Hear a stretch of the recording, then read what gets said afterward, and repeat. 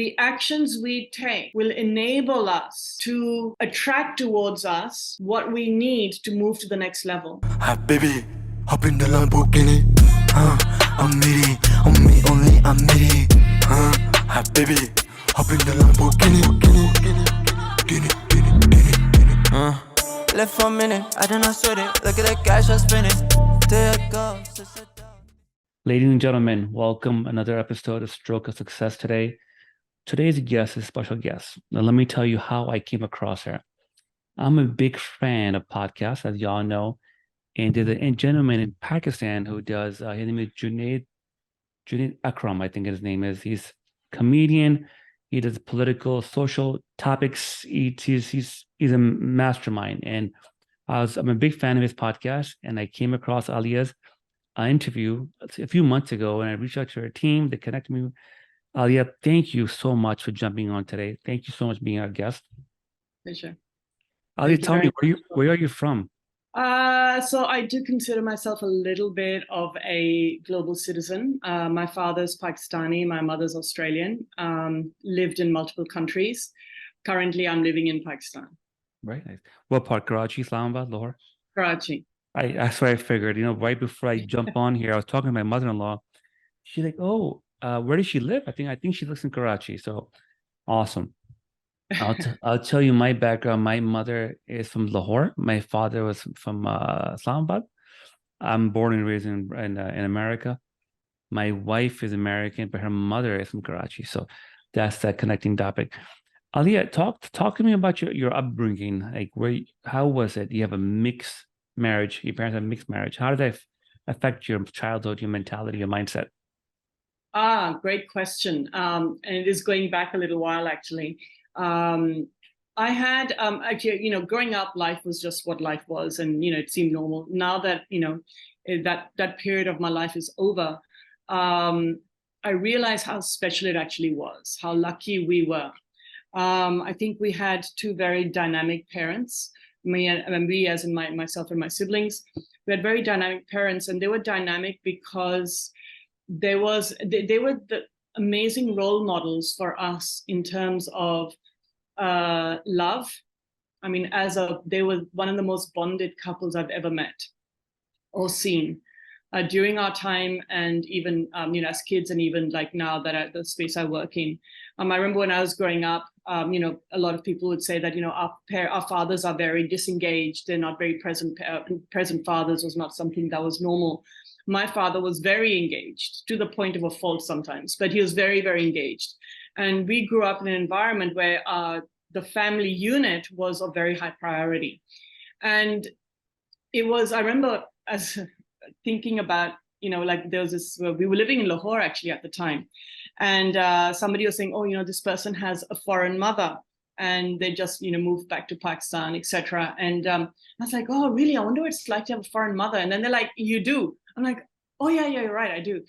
And it was, it was because my parents were so incredibly respectful of each other's cultures and embracing of each other's cultures and values and religion.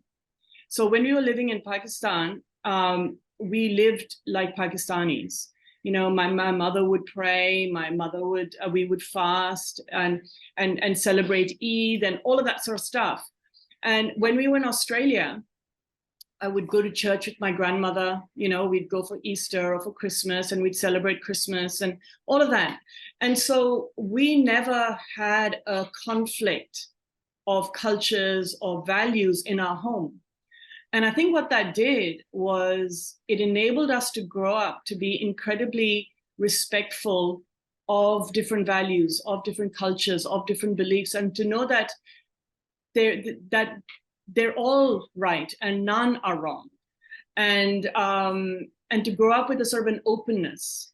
And I think for me personally, my parents also reflected. They were the original role models for me in terms of love, of what it means to be a meaningful couple.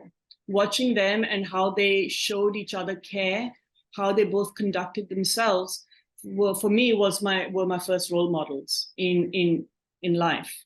So That's I'm awesome. eternally grateful to them both. That's such a sweet thing. You know, you don't hear these type of stories much often. You don't. Yeah. You know, I have my best friend. His mother's from Philippines, his father's Punjabi, and their marriage is very similar, like you're describing. The thing you said to me, man, you got to me. There's no right or wrong answer with religions. You know, everyone has their own version, and it's okay. And it's a beautiful thing, you know what I mean? So, anyways, that's awesome. That's an amazing story. So you were brought up in Pakistan, in Pakistan and Lahore, Australia. back and forth? Yeah. Okay. Yeah. Where'd you go to school, college? I went to university in Australia. I went to school in both countries. Okay. How old were you when you moved to Pakistan? I was actually born in Pakistan, and I moved. We kind of moved between the two countries. I mean, we'd go every year back to Australia. So my mother was, with her family. But we moved there when I was a child. Can't actually remember what age. Whatever age, it doesn't really matter. And we moved back, and then we moved back when I was a teenager. So I did my O levels and A levels in Pakistan. Then I went back to Australia, and then I was there for quite a few years, went to university, etc. And then eventually I came back. I married a Pakistani, and my sister married an Australian. She stayed on. I married a Pakistani. I moved here, and we then eventually moved back to Australia as well. And I finally moved back here in 2017 in Pakistan. Back and forth quite a bit, Aliyah. Yeah, and we've lived in other countries in between as well. That's why I say global citizen. Yeah. Anytime, but by any chance in the United States? No, not the United States. Hey, next time, next country on your list. Next trip, yeah. Please come to Florida. You can be my guest. We'd love to have you. Thank you. Thank you. Would you graduate in? What's your degree, your niche? So I studied mathematics and Arab and Islamic culture. Interesting. Yeah. They're kind of disparate. But yeah, that was what I graduated in. The reason for mathematics was I was originally, so I had, our father was quite he was an outlier for our generation. And where most other fathers were like, families were like, oh no, women are supposed to get married, whatever. He was very much about, no, I want my daughters to be educated. I want my daughters to be independent, no matter what they do and get married or whatever may happen. I want them to have their own careers. And so he was like, my sister was a chartered accountant, and he wanted me to be a computer programmer, etc. And so I started and I was very good at maths. And I started my first year of computer programming, and I was hopeless at it. I hated it. And the teacher was like, look, you don't have this is not your subject. I'm like, I know it's not my subject, but I have to do it. And they're like, well, look, no. So I dropped it, but I was good at maths. So I continued with that. And but things like, Arab and Islamic culture, history, all of these types of things were really where my passion lay. And so I balanced maths with Arab and Islamic culture, which is such an interesting subject. That's amazing. When did NLP come in the picture? Ooh, great question. Much later in life. And it's interesting, using the analogy of a river will eventually always find its path. And I think it's, and so I found my flow, I found my song, and I believe we're all born with our own song. That's right. And our life's journey is to sing our song. And our life's journey is to first find it and then sing it. And so for me, I found my song through NLP and in NLP. So I had a very meandering pathway to NLP. I was first, once I finished university, I was in media, and I was doing various different things. I was making documentaries. I was working for a business program. I was doing a lot of writing, whatever. And I really enjoyed it. It was a talent that I did have.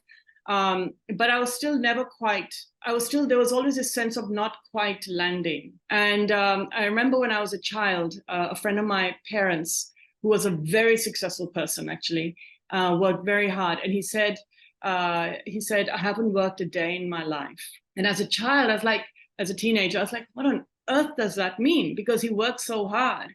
And so I was asking my mother, so what does he mean? Because it means that he's really passionate about what he does. And I was like, I still didn't get it, because I equated hard work or work with pain. And work and pleasure, or work and fun, were two different things. And I couldn't understand how somebody could say that. So meandered through life, got married, blah, blah, had children, always felt like I was searching, and always felt like I was not enough. I wasn't just, there was just something, and I'm not even not enough is a correct way of putting it. It was a sense of never being with me. And I'm not sure if that makes sense. And there came a point, we were actually living in Dubai, and my career was in media up to that point. And even in Dubai, I was working part-time in the media industry. And we arrived in Dubai, we were living in Australia, we arrived in Dubai, my husband had a job there. And I just felt quite broken. And I didn't want to leave Australia. Kids were kind of young. And you know, we had a lot of friends there, and they were all like, well, what's happened to you, Aliyah? You were always such a, you know, you were so full of life. And you know, I've always been a people person kind of person. I love engaging with people. And I said, I don't know what's happened. I feel like we're all given a quota of words, and I feel like I've used up mine, and I've got nothing left to say. And I'm not interested in hearing anybody else's either. I don't have the capacity to take anybody else's words. And it was a very, very dark period of my life. There was very high levels of depression. The relationships were kind of shot to pieces. I just felt very much as if I was living life at such an incredibly superficial level, and superficial to the point of living a meaningless life. And yes, I was a mother and I was a wife, and you know, it's doing the do of all of that, but not really connecting and nothing really meaningful. And I was in a lot of I was in a lot of pain that was also manifesting physically in certain ways. Like my relationship with my husband was in a mess. I kind of pushed friends away. My kids used to say I was really angry. And I remember talking to a friend, and I was like, you know, I don't know what to do with my life. I don't know what to do. I feel like I need to do more, but I just don't know what to do. It's such a shallow living. And I was also really struggling with this sense of living in Dubai, where there's such a disparity between the haves and the have-nots. And I was struggling with this sense of needing something more, needing something deeper, feeling frustrated with my life, and yet living the life that Dubai offers, you know, having the best cars, living the best place, going on amazing holidays, you know, all of that. And then the guilt that I should be grateful because there's so many people that you can see who don't have it. So what am I complaining about? And there was this massive, massive levels of a conflict within myself. Anyway, I moved back to Australia with the children. My husband was being transferred elsewhere. And so I moved back to Australia with the kids. And I was with a friend, and I'm like, you know, I'm just really stuck. I just don't know what to do with myself. I've lost meaning. You know, I don't know who I am. Blah, blah. And I said, you know what I need? I don't need to go and see a therapist because I know there's nothing wrong with me. I feel like I need somebody to tell me, like a coach, somebody to tell me, like, Aliyah, do this, and I'll do it. I said, I'm willing to do anything. I just don't know what to do. I need somebody to tell me because I don't know which direction to go in. And she said to me, because, you know, there is such a thing as a life coach. And I'm like, what? That sounds insane. What do you mean a life coach? She goes, yeah, there's such a thing as a life coach. So I researched it, and I, you know, discovered, I was living in Melbourne, discovered some courses in life coaching, etc. So I signed up, and I'd never heard of NLP. And that took me into NLP, because NLP is the science behind coaching. And NLP, which stands for Neuro-Linguistic Programming, like I said, is the science behind coaching, and it was a game changer. So it wasn't immediate, but as I continued with my studies, with my journey in that course, in all the stuff that had to come after, I found my song. And the finding of the song wasn't sort of suddenly like, you know, lift a book and it's underneath. It was an emergence. It was like a flower blooming inside of me. It was like an awakening to myself. It was, and I've never looked back. It's been 14 years, and I've never ever looked back. And I am so grateful for that dark period, because if it hadn't been for that, I wouldn't have gone searching. And so often Wow. I tell people in my trainings, I tell my clients that, you know, be grateful for your challenges, because they're there for you. They come, the universe sends them to you and if you engage with it, to get you to that other side where you may have a chance to find your song, because we all have a song inside of us. You're right. Wow, So, that's profound, Aliyah. Well, I never knew that story about you. I did some research. You know, it's interesting. It reminds me of my story a tad bit. I don't know if one of your team member told you. I shared my story with her. I had a stroke 5 years ago. I was yes. 35 years. I'm 41 now. And I was a 95 corporate job, but I wasn't happy. I was a director of marketing. I was like a zombie, you know, not the best husband, not best father. And one fine morning, Christmas morning, I just fell on the floor and went in a coma. Family was Gosh. called in around the world to say goodbye, and I survived it. Let's just say I learned how to walk and talk again. I went back to my job and like, listen, sayonara, we're letting you go. And like you, Aliyah, it was my dark period. I have to move in my in-laws, want two small babies with me. And, you know, and I found entrepreneurship, real estate, and self-development. Tony Robbins, you know, all the big wigs that, you know, the Western world talks about. And I came across NLP.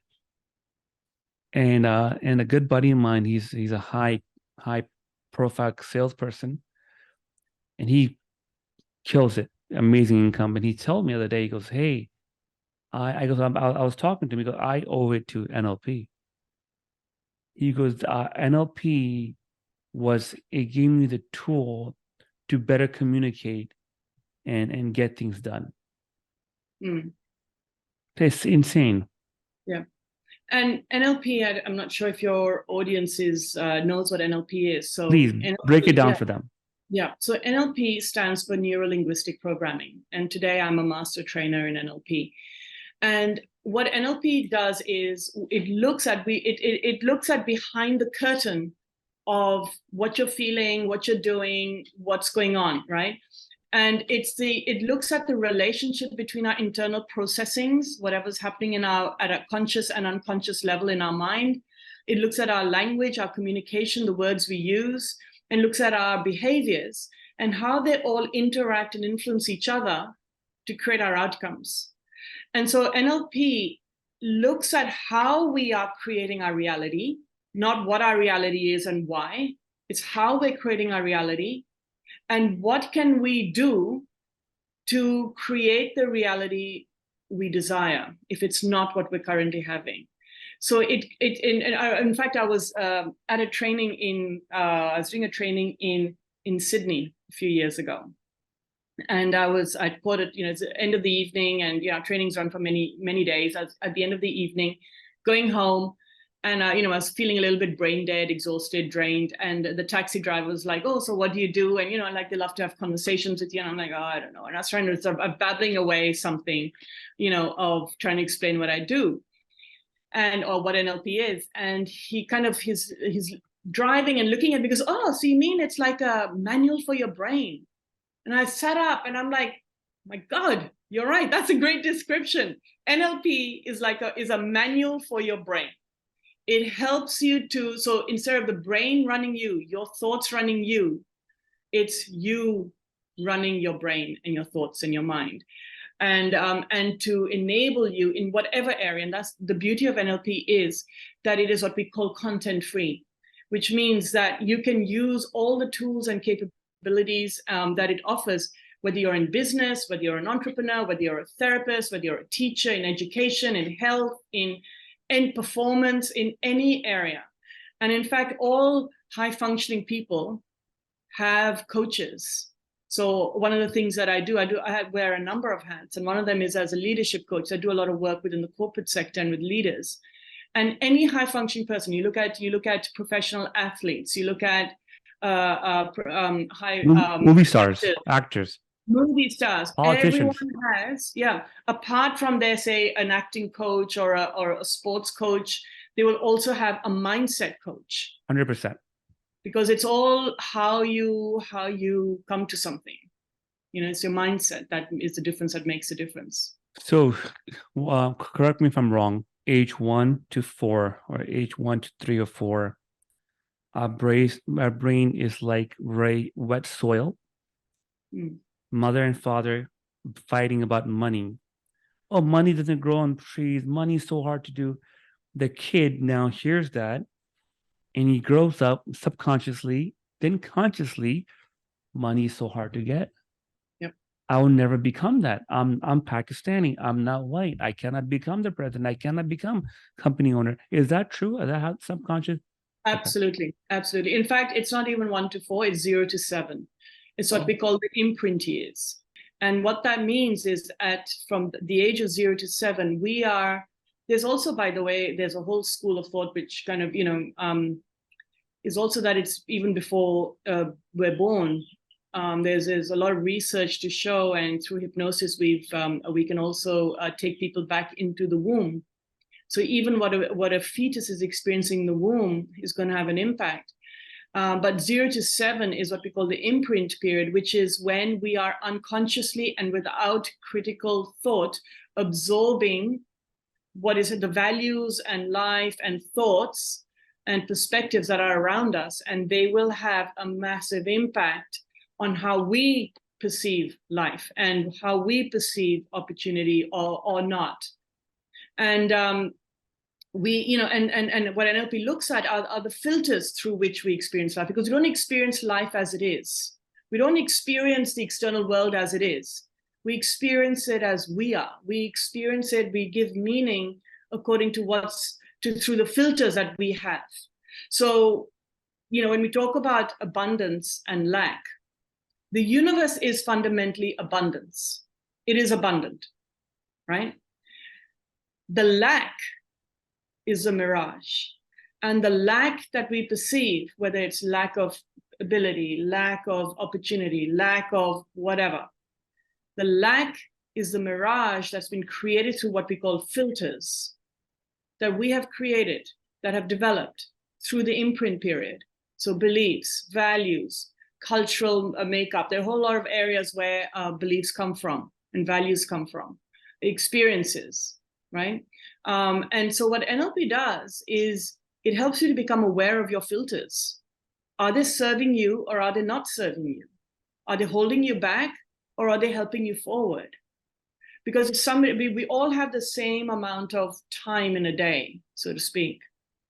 And when some people are incredibly successful and other people are not, it's got nothing to do with time. And we have a saying in NLP that we have all the resources we need to succeed. And what that means is, we can, because one of the key things people say in terms of success or opportunity or doing something or not doing something is, I don't have the time, I don't have the money, or I don't have the capability, right? Those are the 3 key areas. And it's not of value. So forget about that then. Now, time and money is an illusion. Then we come to capability. Capability is an internal belief system. Now, sometimes, we may not, but we may need to train. We may need to do something that will help develop our capability in something. But it's a mindset of, I can do this if I try or whatever, or I just can't. And if I have a belief system, I just can't, my brain is not even going to engage in the active thinking of, how, in the how, right? Then time and money come in. Time is illusion because everyone has the same amount of time. If something is important enough to you, you will do it, right? And money is also an illusion because our relationship with money is actually a real indicator of our relationship with ourselves and with life. And we talk about luck. Sometimes people have a lot of luck, but we create our luck. And the actions we take will enable us to attract towards us what we need to move to the next level. I don't know if that made sense. It made a lot of sense. So I'm gonna have a point and a question. In the Desi, to my American audience, Desi is a word we use to describe Pakistani, Indian, Bangladesh. In the Pakistani culture, there's a word that's called Nazar.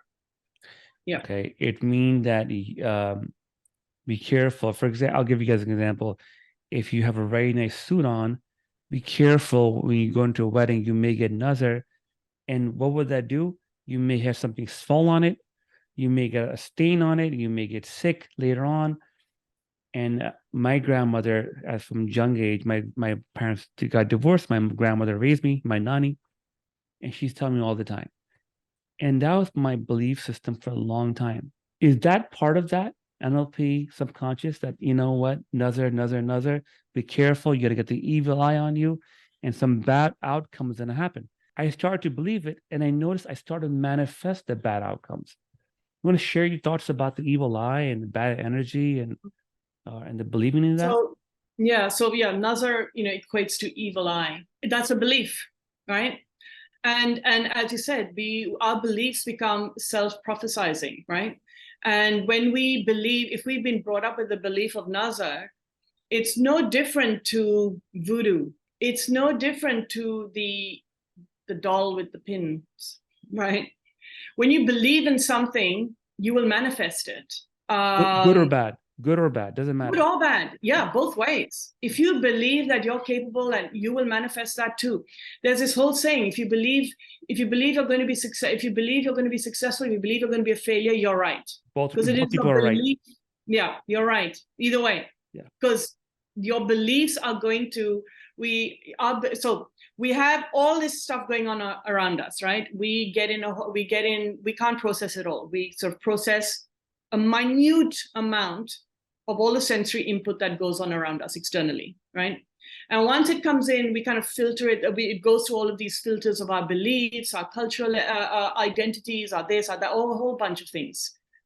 And then that subconscious mind will create meanings out of.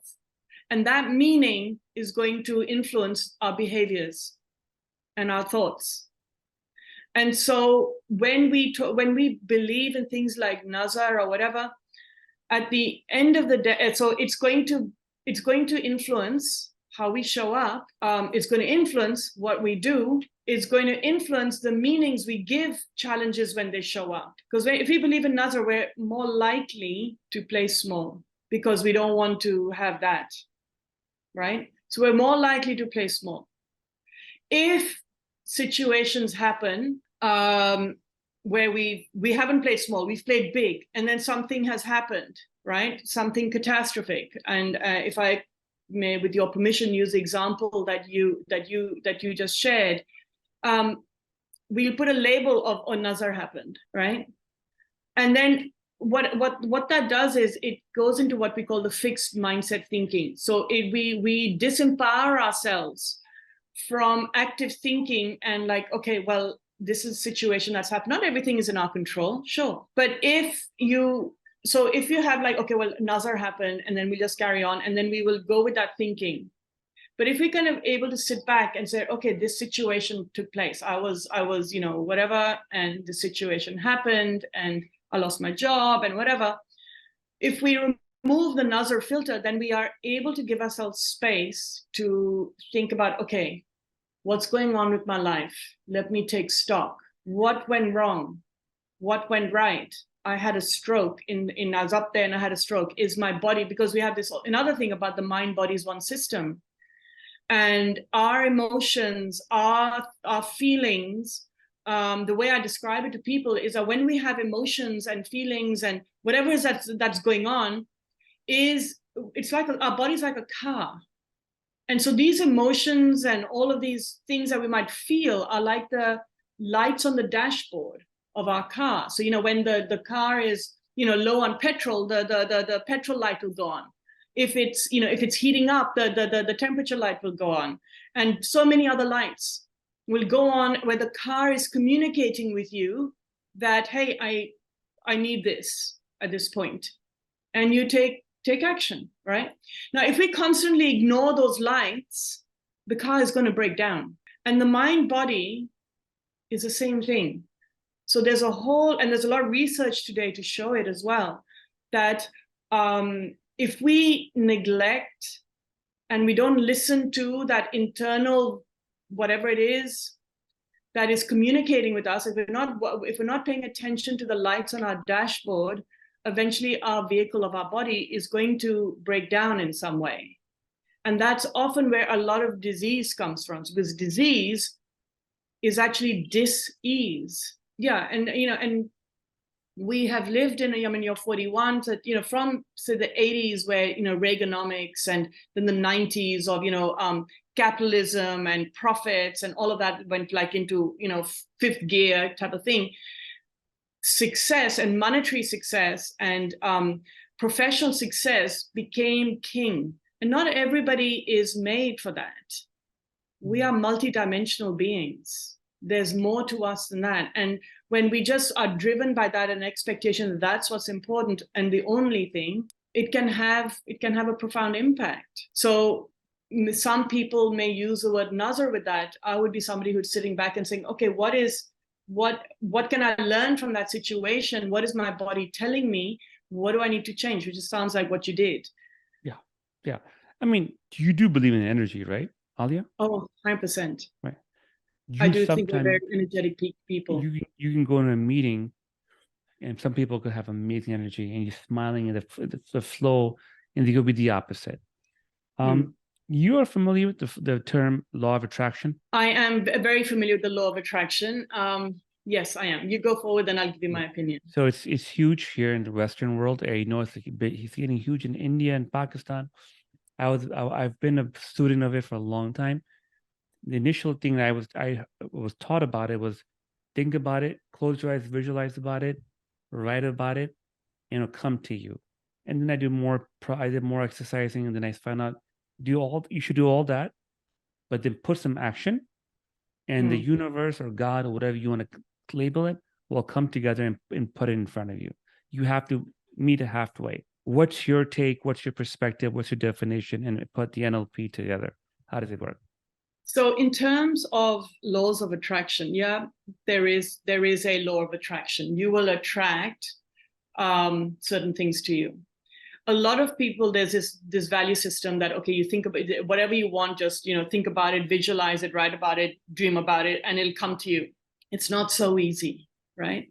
It's not that easy. The thing is, we are vibrational beings, right? We vibrate at certain levels, energetically, whatever it is.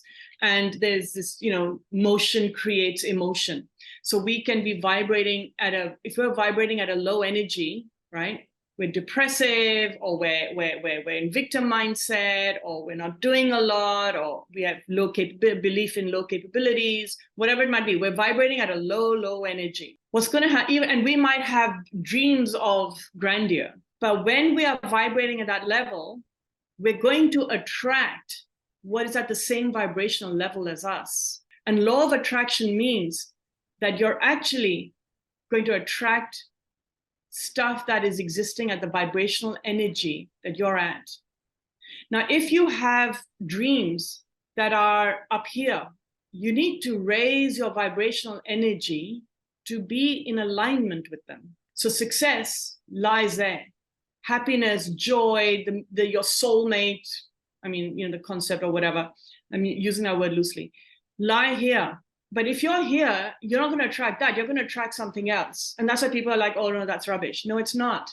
100%. For you to get here, you need to raise your vibrational energy. And you do that through working on yourself. You do that through action. You may have a goal.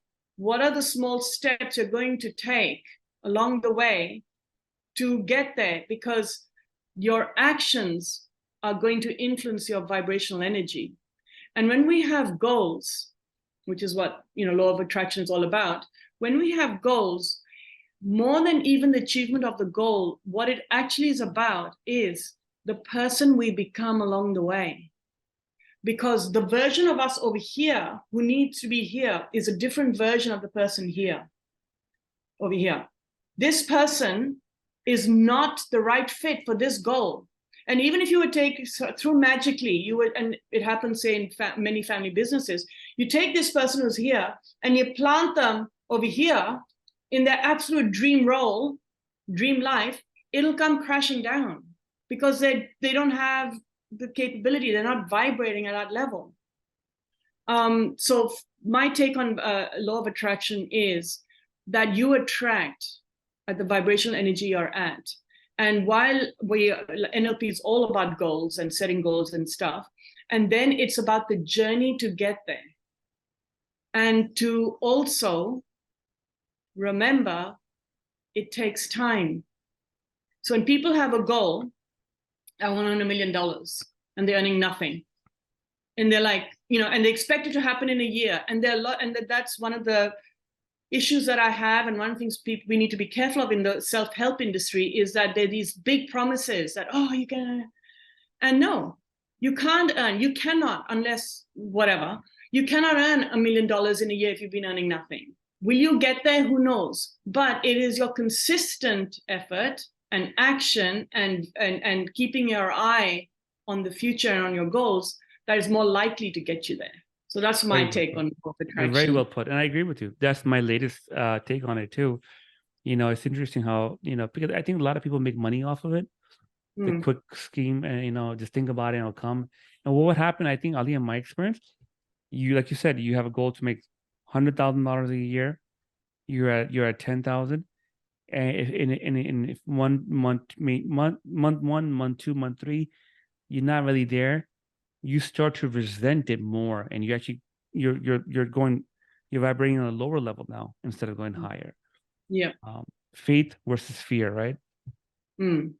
Talk to me about religion and NLP. I've been raised by traditional mother and grandmother, dua, hard work, kismat for my American audience means whatever's written for you is done.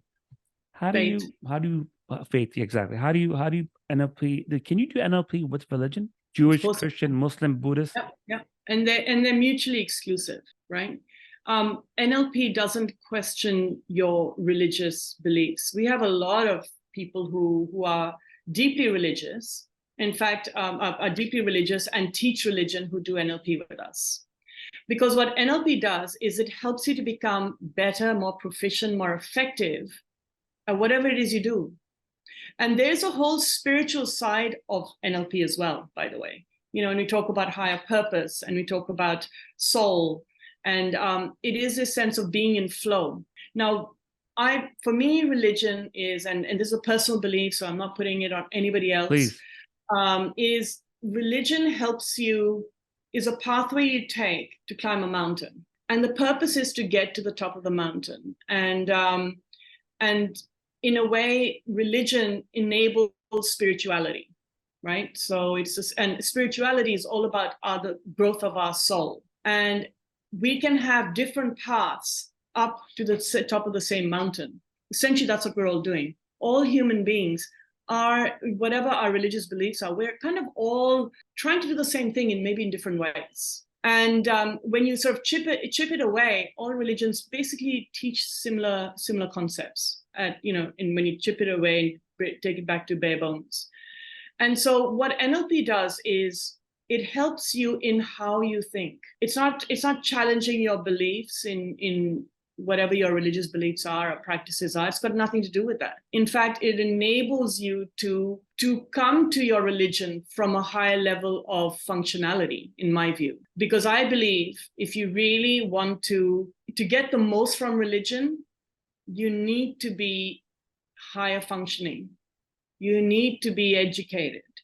You need to have an active mind, an open soul, or whatever you want to call it, right? That's when you are going to get the most from religion. Otherwise, you're a sheep. Somebody has told you, do this, do this, do this, do this, and that's what you're doing, and that you believe is what it is. Sure, that's the ritualistic side of religion. Sure. But there's a higher spiritual side. It's an awakening of our soul. It's a growth of our soul. And going a bit spiritual here, but I teach this in my trainings that in a way, we're spiritual beings before we are anything else. And the way my perception of it is that we're on a spiritual highway and we detour off into this life. And it's literally like being on a highway where you take a pit stop off to like go to the toilet or fill petrol or go and have a coffee or do whatever. You need to do something to fill for yourself, or to do something to take care of your car or whatever it is. And life is the same. We're here. We've taken our spiritual essences, have taken a pit stop off, and we've come into this life to do something where our soul needs to grow. We need to serve. We need to learn. And our learning and our growth happens through the process of what are we doing in this world? What are the ripples we're creating? And then when we're done whatever we need to do, we exit out again back onto our highway. And it's really interesting that over the last, when I did NLP, it was very much around, but there weren't that many people doing it. It wasn't as common. Now it's like the self-help industry, NLP, meditation, well-being, mindfulness, all of these things have just exploded. It's one of the biggest and fastest growing industries in the world. At a global level, human beings are kind of waking up. We're in a transitionary stage in our evolution.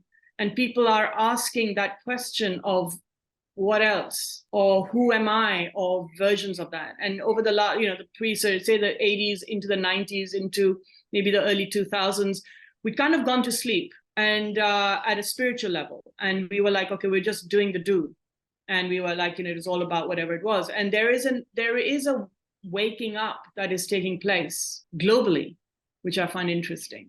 So NLP is not about religion. There's no conflict with religion in any way. But what it does is it helps you to come at anything you do from a higher functional space. And that includes religion, includes your spiritual growth.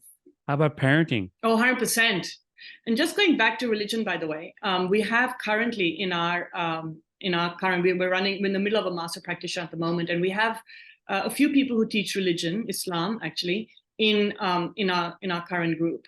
And there's this one lady who was saying that, there's so much of what you're saying and you talk about them as NLP principles, which actually are mentioned in the Quran.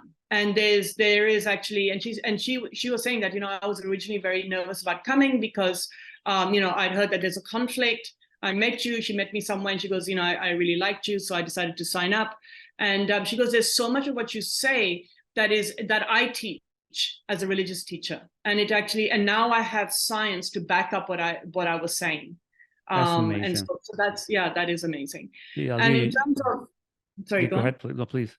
You were mentioning about parenting. Yes, parenting, husband, being a husband, son, whatever. All of that, all of the above, because NLP is about, when you learn NLP, you learn to understand yourself better. You learn to understand what are the unconscious motivations, drivers inside of you, the reason why you're doing something, or what's behind it, what's the construct from which you're coming from, as well as other people, whether it's your partner, whether it's a parent, whether it's a child. What are the potential unconscious drivers and motivations behind what they're doing? And so how can I show up? Another thing is we're all driven by our goals, and our motivations are often away from, as we call it. Our goals will be, well, I don't want, or my child is being a pain and I don't know how to deal with it, or my wife or husband or whatever, right? It's all away from, like there's a problem and I don't want that problem. And as we know in NLP, you've done NLP, right? No, I have not yet. You haven't done NLP. Okay. So in NLP, it's like what you focus on is what you get. Because NLP looks at the relationship between the conscious mind and the subconscious mind, and the interaction between the two. And so you focus, what you focus on is what you get. So when you're focusing on problem and trying to get over problem, you're just going to create more of it. And there's a big difference between, say, using the parenting example, there's a big difference between my child is a pain, reactive, argumentative, and it won't listen to me, and trying to handle that, to I want to have a meaningful relationship with my child, where we have better communication. Very different pathways. And what NLP does, it helps you to clear your thinking. It helps you to be more functional. So in terms of when you have a child and they're being reactive, or they're being argumentative, or they're being rebellious, or they're being whatever, and rather than floundering with it and getting worked up with it and struggling with it, it's like, okay, sitting back and thinking, okay, what is it that I want? I want A, B, C, D. And what can I do? How do I need to be to enable that? And, when I was early in my journey in NLP, and my children and I, we were sitting at the dining table one night having dinner, and having a joke and laughing about something. And my daughter, she suddenly stopped and she said, Mama, you used to be such an angry person. And it broke my heart. But at the same time, I was so grateful that the children were noticing that things had changed. And my anger is always a symptom. And my anger was because I was feeling whatever I was feeling inside. And, whatever confusion and whatever turmoil was happening inside of me, it was being expressed as anger. And that was influencing how I was showing up in my relationships, what I was doing, and what I could see and what I couldn't see. And when NLP helped me to completely rewire my brain, it was a sea change. Amazing. For me in my life, in my relationships. Aliyah, do you see individuals come in and like person is not earning that much, doesn't do very lazy, takes your course, NLP course, and over time, have you seen like that much of transformation in your experience? So many.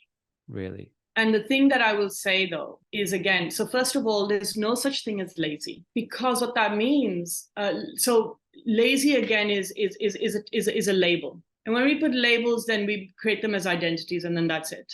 Lazy, what lazy represents is that there is a deeper value or belief that is sabotaging a goal or who we desire to be. And so anything deeper is going to have more weight, right?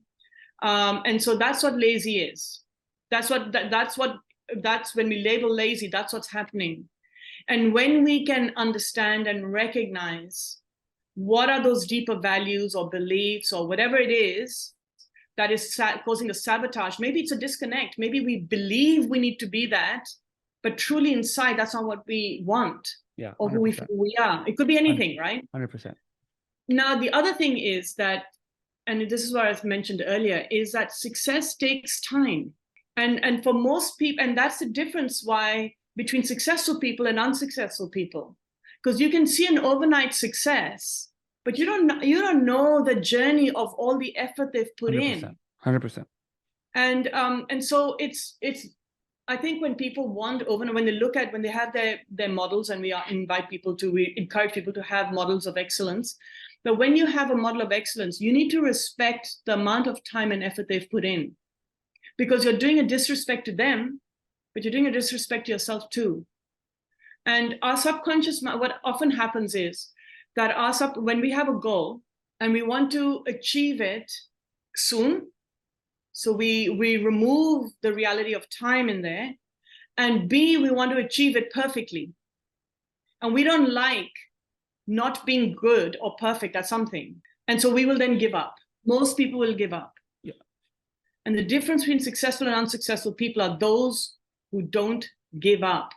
Consistency, persistence, and grit are the three indicators of success, are influencers of success far more than intelligence or capability, because capability can be learned, and and intelligence is fluid, right? And so what I tell we have a graph, right? When we start, sometimes we don't know of anything. Say, for example, in NLP, people who come into our training, they have never heard of NLP or anything. They don't know anything about it, or maybe they've heard of it, but they don't know nothing about it, right? So they're at unconscious incompetence. They don't even know what they don't know. Then they come in and they're taught a bit of stuff, and they're like, okay, and they start doing it, and they're pretty crap at it, right? And so they're at unconscious competence. Sorry, they're at conscious incompetence, right? They're doing it, they're aware of it now, but they're doing it and they're hopeless at it or mediocre at it. But they do it enough times, they will get to conscious competence, which is where they're doing it, but it takes all of their effort and whatever, and they're getting successful at it, but it takes a lot of effort. But if you keep doing it, you get to unconscious competence. You don't even have to think about it. It's like driving a car. And what I tell my students is, give yourself the gift of conscious incompetence. Wow. Because if you're not good at, if it's something that is important to you and you're not good enough at it yet, you haven't mastered it yet, it's because you need to go through the learning phase. And we learn more by messing up and failing than just getting it right. Because then we don't know what we got right. We did something now, because that's going into rote learning. That's true. But when you mess up and you do it again, and you do it again, and you do it again, you are going into active thinking, and you're able to then create your magic. That's Thomas amazing. Edison failed 99 times for the light bulb. And he felt, and so it's not really failing, it's what we call falling forward. That's amazing. And those mistakes are critical for your learning. Wow. Aliyah, your office is located where? So my current office, that you can see the room that I'm in and the rest of it, I love my office, by the way, was also, by the way, my manifestation, something I dreamed about well before it became a reality. This is based in Karachi. I do have a presence still in Australia. Dynamic Communication was actually born in Australia, was set up, established in Australia. So I still have a presence there. But this office is based in Pakistan. But we are what we have a global footprint. So our trainings are hybrid, they're online and in the room. So this physical space is just a space to come and land. But we have a global presence. Okay, so I'm a salesperson. I want to become a lawyer. I want to become a doctor. Based on our conversation today, doesn't matter what occupation you want to get into, NLP will benefit you. Yep. Right? And if someone, first of all, what's the name of your company? Dynamic Communications Consulting. Okay. And how long has Dynamic Communication been up and running for in Pakistan? So Dynamic Communications was established in 2012 in Melbourne, Australia. In 2017, I moved to Pakistan and I set up Dynamic Communications here. And so yeah, I've been here since then. I do go back regularly to Australia as well, and we do have work and stuff happening there at the same time. But most of it is now being run from here. And just to say, when I first arrived in Pakistan, there was a little bit of fringe NLP happening, but nobody knew what NLP was. And nobody knew what coaching was. So I'm a leadership coach. I work with senior leadership in companies. I work with business owners, etc. And that's what I was doing in Australia before I moved here. And I was going to a lot of the big companies and sort of explaining to them what I do and and they're like, is that like therapy? Is that like workshops? I'm like, no, it's different. It's blah, blah. And they had no idea. And so one of the goals that I'd set for myself was I wanted to create a center of excellence in Pakistan for NLP. So to create the bridges for people from around the world having access to good quality NLP in Pakistan, out of Pakistan, which I've done, and also vice versa. We being able to also pass our expertise on outside, and also to have a growing, robust coaching industry in Pakistan, both of which are happening. Now, I won't be arrogant in saying that I'm the only person who's done it. I'm not at all. But it was a goal that I set. And today, more and more people in Pakistan are looking for NLP. That's amazing. Coaching, life coaching, is becoming ubiquitous here, where more and to a fault, because every other person is identifying as a life coach. That's and amazing. what I will say here for anybody of your audience who is looking for coaches or looking for trainings, both, it's very important to research the lineage of the people that you hire. So if you're going to be, you can get $16 Udemy courses on NLP. It's not recognized by anybody. Notice who the trainer, how long have they been trained, who have they been trained by, which associations they're members of. If you are hiring a coach, what is their training? Who have they been trained by? Which association are they members of? Because every second person nowadays is actually calling themselves a life coach. Yes, I see that here quite often. Yeah. And so I think due diligence and research is really important. It's really important. I'm part of the NLP International Leadership Summit. I was invited to be part of that in 2019, which is a great honor. And the Leadership Summit is basically created by the creators of NLP, the elders, as they're called, a little bit medieval sounding, but the elders of NLP. And, they're all at that next stage of their lives. And it's like, well, how do we protect this amazing modality and who are going to be the future leaders, who can help move it forward in the way that was always intended, because there's a lot of what we had NLP out there. So I was really honored to be invited to be, a guest member, and, there's a whole Good process. for you. Congratulations. That's an honor. So here I am in Florida. I can go ahead and purchase coaching and get trained on NLP virtually, correct? That's right. Okay. How much time I have to do? Is it ongoing schedule? I have to wait for the season to start. How does it work? Yeah. So we have NLP trainings twice a year, practitioner trainings twice a year, and then we have master practitioner once a year. So practitioner training, actually the next one starts in September.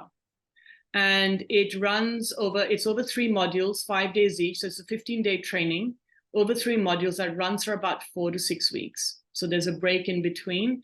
And it's all day. It runs from 10 a.m. to 6 p.m. Pakistan time, which is, I appreciate, the nighttime in the North America. But we actually get a lot of, interestingly, we get a lot of people from Canada and America who sign up, and then they run it.